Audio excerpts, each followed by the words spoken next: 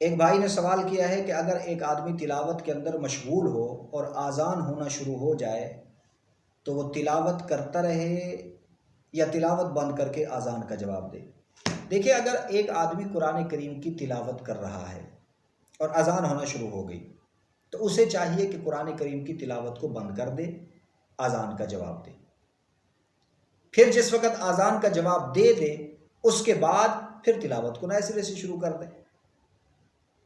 اس لیے کہ قرآن کریم کی تلاوت کرنا بھی باعث ثواب ہے اور اذان کا جواب دینا بھی باعث ثواب اور اجر ہے۔ اب قرآن کریم کی تلاوت تو آپ کے اختیار میں ہے، ابھی جہاں پہ اسے بند کریں گے جیسے ہی اذان ختم ہوگی تو وہاں سے شروع کر دیں گے،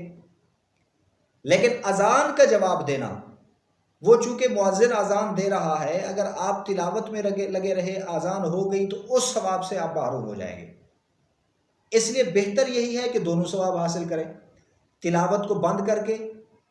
اذان کے جواب کا ثواب بھی حاصل کر لیں، جب اذان مکمل ہو جائے تو اس کے بعد تلاوت کا ثواب بھی حاصل ہو جائے گا، پہلے سے ہی کر رہے ہیں۔ تو اس لیے بہتر یہ ہے کہ قرآن کریم کی تلاوت کر رہا ہے تو بند کر کے اذان کا جواب دے دے۔ لیکن اگر کوئی آدمی تلاوت کرتا رہا، اس نے اذان کا جواب نہیں دیا،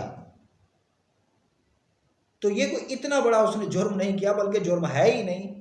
اس میں بھی کوئی حرج نہیں ہے۔ ایک افضل طریقہ ہم بتا رہے ہیں کہ تلاوت کو بند کر کے اذان کا جواب دینا شروع کر دے۔ عام طور پہ ہمارے جو نیکی کا شوق رکھنے والے لوگ مساجد کے اندر بیٹھے ہوتے ہیں، پھر وہ تنقید کرنا شروع کر دیتے ہیں۔ اگر کوئی آدمی تلاوت میں مصروف ہے، اذان ہونا شروع ہو گئی ہے، اس نے جواب نہیں دیا تو پھر اس کو برا بھلا کہنا شروع کر دیتے ہیں، باتیں کرنا شروع کر دیتے ہیں۔ تو یہ رویہ اختیار کرنا بھی بالکل درست نہیں ہے، ٹھیک نہیں ہے، کیونکہ مستحبات کی ایک اپنی حیثیت ہوتی ہے، اس پہ تنقید نہیں کی جاتی۔